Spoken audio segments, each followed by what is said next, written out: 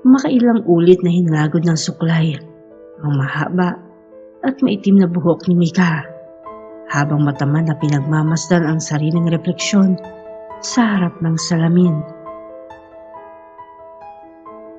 Sa edad na 18 ay taglay na niya ang ganda ng mukha at katawan na lubos na kinahumalingan ng mga kalalakihan sa lugar nila.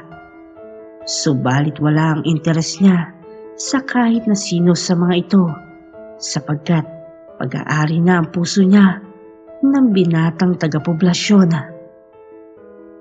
Nangiti siya nang maalala ang simple ngunit simpatiko niyang katipan, si Wilbert. Nang mga panahon na iyon ay nanatili lihim pa sa mga kaanak, lalo na sa magulang ni Mika, ang relasyon nila ng binata. Mahigpit kasi ang bili ng mga ito na pag-aaral na muna ang atupagin bago ang pakikipagnobyo. Subalit hindi iyon naging hadlang para sa kanilang pagmamahalan.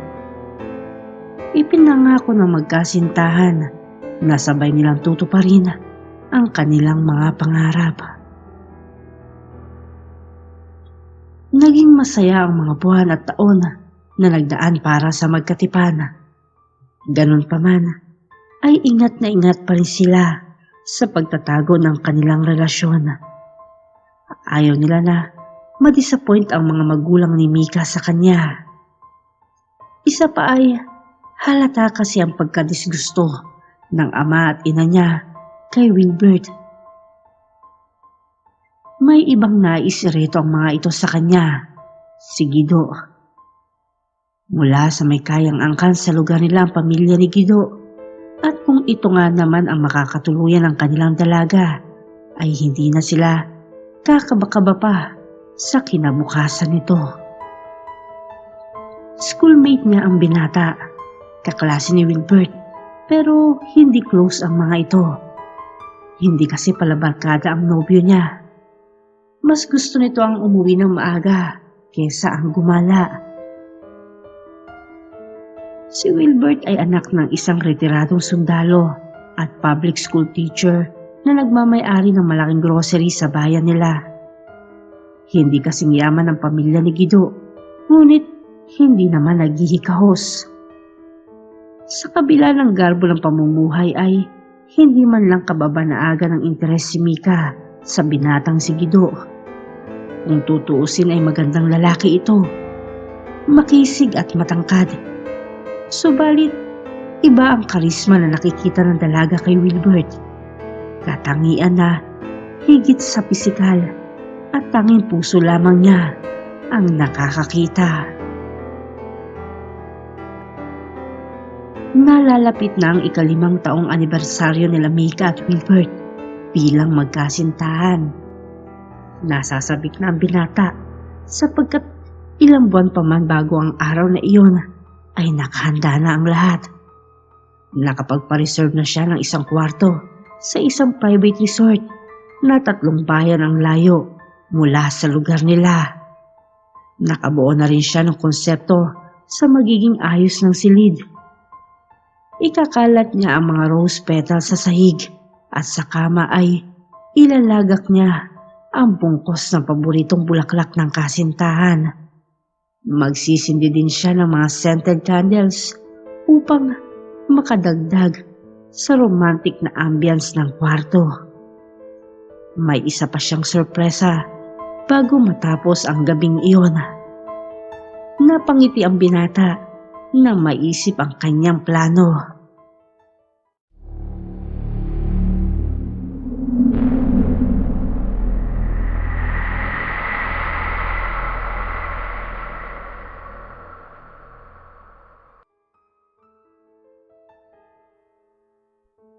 Ay, naku. Nakakainis naman. Paano kami magkikita ni Wilbert nito? Miss na miss ko pa naman na siya. Malungkot na usal ng babae sa sarili. Nang araw na iyon ay maghapong bisit si Mika. Bukod sa hindi siya pinayagan ng mga magulang na umalis ng bahay, ay ibinalita ng mga ito na dadating sa kanila si Guido upang dalawin siya. Aangal pa sana siya, subalit nakita niyang pumalasik ang mukha ng kanyang ama, kung kaya't hindi na siya nakapalagpa. Pumasok na lamang siya sa kanyang silid at tinext si Wilbert upang ipaalam dito ang mga bagay na iyon. Ang balaksalang pagmumukmuk ni Mika ay parang bula na naglaho nang simulang makausap sa text ang nobyo. Kahit anong pangit talaga ng sitwasyon ay kayang-kayang pagandahin ni Wilbert. Ganito kalakas ang epekto sa kanya ng lalaki.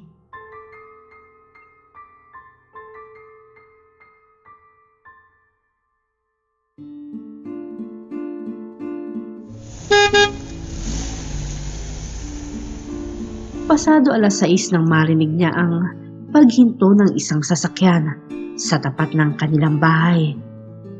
Kahit hindi siya sumilip, ay alam na niya kung sino ito. Narinig niyang kumatok ang ina sa pintuan ng kanyang kwarto at inabisuhan siya na nariyan na ang kanyang bisita, si Guido. Sumimangot siya nung lumabas. Hindi na siya nag-abala pa na ayusin ang sarili. Wala siyang pakialam kung magmukha siyang bruha sa harap nito. Ayaw kasi talaga niyang harapin ang binata, subalit alam niyang kagagalitan lamang siya ng mga magulang. Kung kaya't mabigat man sa pakiramdam, ay hinarap niya ito. Tumayo ang lalaki nang makita siya, subalit sinanyasan niya ito na maupo ng muli sa kapabagsak na naupo sa kaharap nitong sofa. Inabot ni Guido sa kanya ang isang bouquet ng bulaklak at ilang kahon ng tsokolate. Pilit ang ngiti na tinanggap naman niya ang mga iyon. Salamat pero sana hindi ka na nagabala pa. Walang ganang sabi niya sa panauhin. Ayaw man niya dito ay hindi naman tama na bastusin niya ito, kung kaya't kinausap pa din niya ito. Pinagmasdan niya si Guido. Wapo ito. Ngunit kahit anong pagka-interes ay wala siyang makapa sa sistema niya. Ganun pa man, ay maayos niyang sinasagot ang mga tanong nito. Andun pa rin ang pakiramdam ng pagkadisgusto. Ngunit nabawasan ng bahagya dahil sa mabait naman at magalang ang binata. Pasado 10:00 na ng gabi nang magpaalam si Guido na uuwi na. Nangako pa ito na babalik sa susunod na linggo upang dumalaw ng muli. Hindi pa kasi nito alam na may nobyo na siya, kaya nang itanong sa kanya iyon kanina ay wala ang naisagot niya. Nagkaroon tuloy ang mokong iyon ng pag-asa na manuyo sa kanya. Pagkapasok sa silid ay nakita ni Mika na may ilang mensahe at missed call sa cellphone niya. Lahat ay galing kay Wilbert. Tinawagan niya ito, ngunit hindi na sumasagot pa. Binasa na lamang niya ang mga mensahe. Nagpaalam pala ito na maagang matutulog dahil sa maaga pa ang pasok nito kinabukasan. May mga mensahe din na nagsasaad ng pagmamahal at pagtitiwala sa kanyang katipan. Nireplyan ni Mika ang bawat mensahe, kalakip ang wala ring katumbas na pagmamahal para kay Wilbert.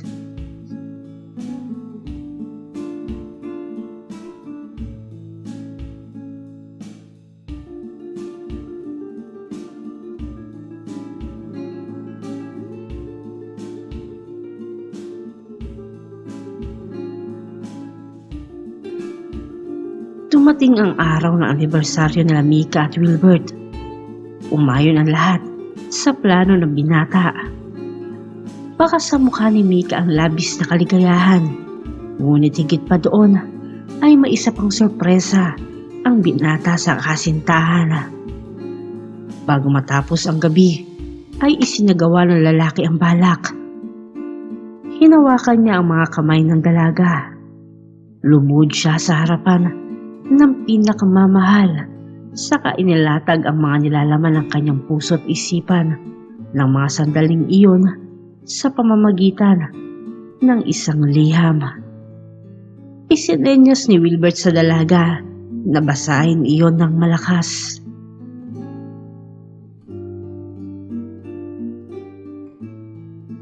Gusto ko magigising at matutulog ako na mukha mo ang makikita. Gusto kong buuin na ang mga pangarap na matagal na nating gustong gawin. Ayoko nang mahalin ka ng patago. Nasa sapat na tayong edad at panahon, Mika. Mahal, payag ka bang maging kabiyak ng puso ko habang buhay? Na makasama ako hanggang sa kumulubot na ang mga mukha natin at mag-amoy lupa na tayo. Naglalandas na ang mga luha ng kaligayahan sa mukha ng dalaga ng mga sandaling iyon. Punong-puno naman ng pagmamahal na pinakatitigan siya ni Wilbert. Walang pagsidlan ang galak ni Mika. Namamalisbis ang mga luha na tumango ito sa mga katanungang nahahayag sa kalatas ng lalaki. Nang maisuot ang singsing ay ginawaran niya ng mariin na halik ang nobya. Gumanti naman ng mahigpit si Mika sa binata.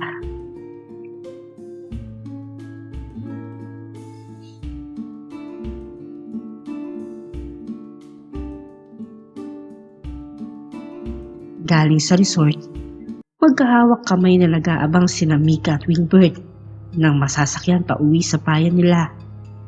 Kilig na kilig pa rin ang dalawa na nag-uusap. Ni hindi nila namalayan ang paghinto ng isang itim na SUV sa harapan nila. Bumusi na lamang ito kung kaya't napukaw na nito ang mga atensyon nila. Bumaba ang bintana sa passenger side ng sasakyan. Nabungaran nila ang nakangiting si Guido na nakatingin sa kanila. Dahil dito ay biglang napabitaw si Mika sa pagkakahawak sa kamay ni Wilbert. Dinamdam ito ng binata, ngunit hindi na lamang kumibo. Niyaya sila ni Guido na sumabay na sa kanya. Tutal ay pauwi na rin ito sa bayan. Tutol man si Wilbert ay wala siyang nagawa nang isenyas ng mga mata ni Mika na sumakay na sila. Mas lalong nagmaktol ang lalaki dahil sa halip na sa tabi niya sa backseat ito umupo, ay prenteng naupo ito sa passenger seat. Ngunit kagaya kanina ay hindi ito nagsalita ng kahit katiting na protesta. Naunang madadaanan ang bahay ni Wilbert kung kaya't pumara na ito doon. Tinapik niya ang balikat ni Guido bilang pasasalamat. Pagkababa ay dudungawin sana niya sa bintana ang kasintahan upang humalik. Ngunit pinasibad na agad ni Guido ang auto. Naiwang nanlulumo si Wilbert.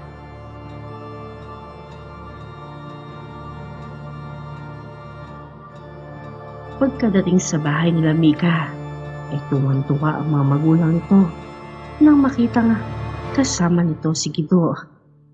Inanyayahan pa ng mga ito na doon na maghapunan. Sa una ay tumanggi ang pinata, ngunit kalaunan ay napilit din naman. Sa pagkakataon na ito ay halos madaling araw na umalis si Guido sa pamamahay nila Mika. 1:30. Nang mawala na sa paningin niya ang sasakyan ng lalaki, ay tila may pumitik sa harapan ng mata niya. Tila ba siya natauhan? Bigla ay naalala niya si Wilbert. Dali-dali ay tinignan niya ang cellphone at doon ay nakita ang napakarami ng mensahe ng nobyo. Mababakas ang tampo dito. Ewan ba sa sarili niya? Dati-rati ay lalambingin lamang niya ito kapag alam niyang may nagawa siyang mali. Subalit ng sandali na iyon ay tila wala siyang gana na aluin ang inarte nito. Natulog siyang hindi man lang nire-replyan maski isa sa mga text messages nito.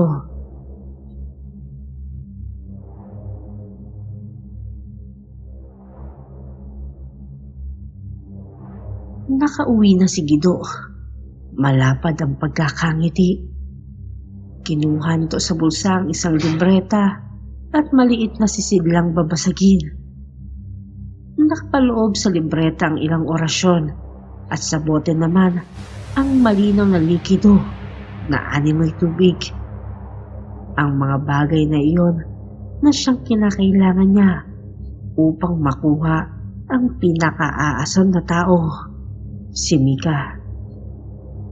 Pasimple niyang pinatakan ang kape ng dalaga. Ilang patak ng likido, sabay usal ng dasal. Nang mainom ang inuming iyon, ay kita na may manipis na usok na lumabas mula sa mga mata ng dalaga. Sa pag-aakala na guni-guni lamang, ay pasimple niyang binabantayan ang bawat pagsimsim ng dalaga sa inumin nito. At totoo nga, may manipis na usok pa rin na nagmumula sa mga mata nito. Lihim na nagbunyi ang kalooban ni Guido, subalit maliban doon ay may isa pang makapagpapakumpleto ng gabi ng binata, at iyon ay ang pagiging magiliw sa kanya ni Mika na kahit minsan ay hindi pa nangyayari, maliban na lang ng oras na iyon. Mag-iingat ka, Guido, sa pagmamaneho mo pa uwi. Masaya ako na nakasama ka. Malambing naturan ni Mika sa lalaki. Bago pumikit ay kinuha ni Guido ang cellphone at may tinawagan. Inanyayahan nito ang kausap na magkita sila kinabukasan para sa bayad sa produktong kanyang binili mula rito. Labis ang kaligayahan ni Guido dahil mukhang napakabisa nga nito. Nakatulog na maginhawa ang lalaki ng gabi na iyon.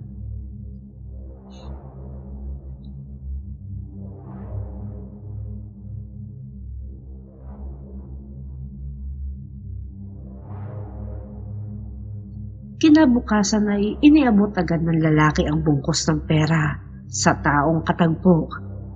Sinabi rin ito na regular na siyang suplayan nito hanggang sa dumating ang araw na maikasal na siya sa dalagang si Mika. Natuwa naman ang taong kausap ni Guido at agad namang sumang-ayon sa nais nito.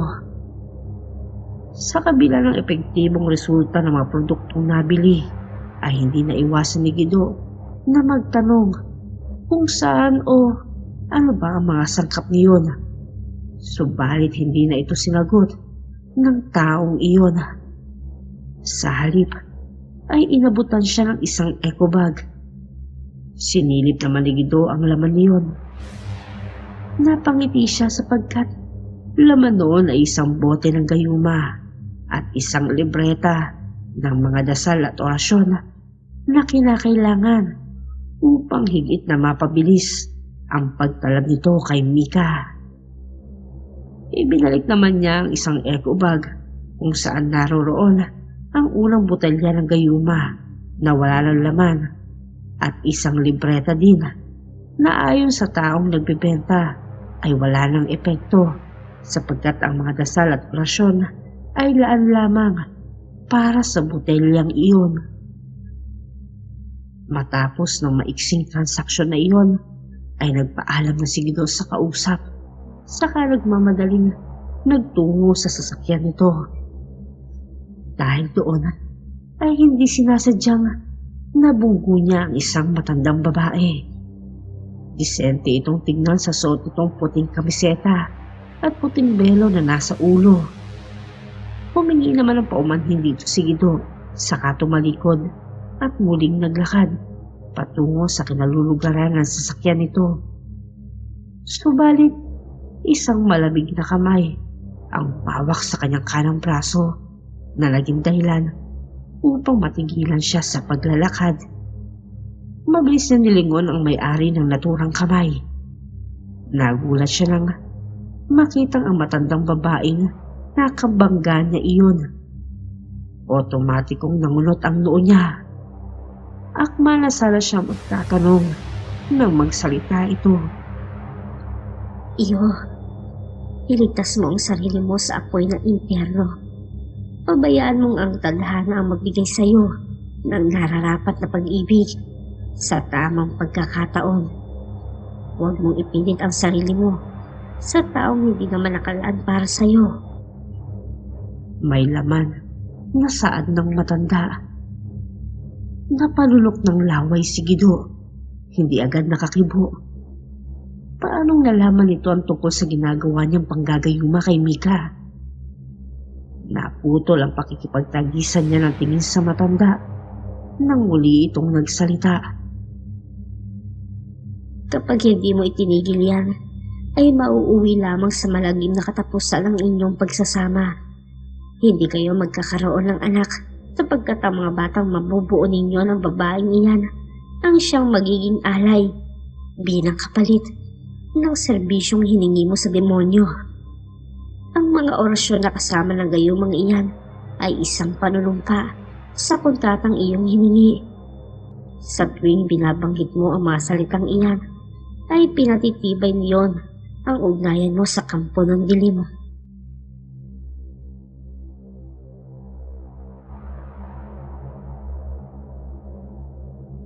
Nangilabot man si Gido, ngunit sumagi sa isip niya si Mika.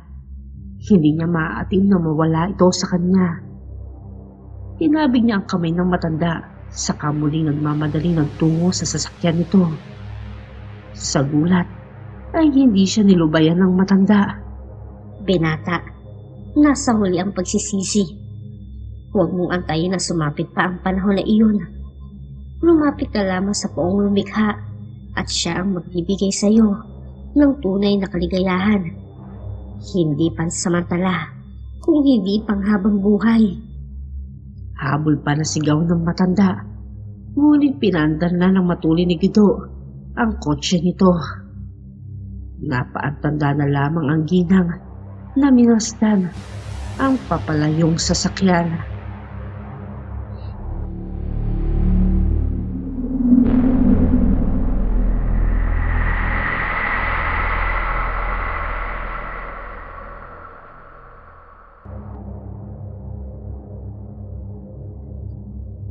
Ilang buwan ang mabilis na lumipas.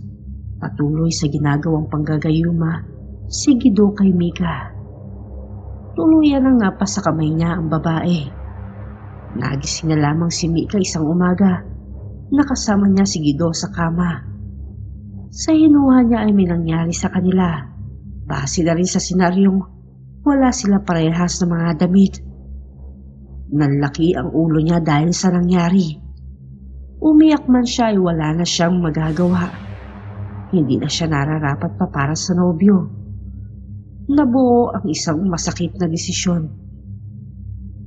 Nakipaghiwalay si Mika kay Wilbert. Masakit man, ay tinanggap ito ng binata at lumayo para sa ikabubuti. Sa kabilang banda ay tila may kulang sa pakiramdam ng dalaga. Pakiramdam na hindi maipaliwanag. Hinahanap-hanap niyang ilang bagay na hindi niya madama kay Gido. Sa wari ba kasi ay isip niya lamang ang nagdidikta ng nararamdaman niya para dito. Iniisip niya na mahal niya ito. Ganun pa man ay ikinasal sila ni Gido dahil sa nagdadalang tao siya. Labis ang galak ng lalaki sa nalaman. Lingid sa kaalaman ni Mika ay hindi ang pagbubuntis niya ang ikinasisiyan ng lalaki, kundi ang pagiging mabisa ng gayumang palihim niyang ipinakukonsumo sa dalaga. Matuling nagdaan ang mga araw. Ilang beses nang nagbuntis si Mika, ngunit palagi itong nakukunan. Hindi naman alintana dito si Gido. Naisip niya ang sinabi ng matanda. Sa halip na matakot at mangamba, ay napangiti pa din siya. Sa isip kasi niya ay sinasabi niya na wala siyang pakialam sa mga batang iyon. Tanging si Mika lamang ang importante sa kanya. Si Mika, ang pinakamamahal niyang si Mika. Sabay biglang tawa.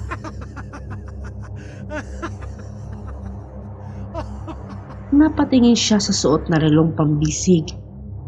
Agad na tumayo, saka nagtungo sa isang silid na tanging siya lamang ang pumapasok.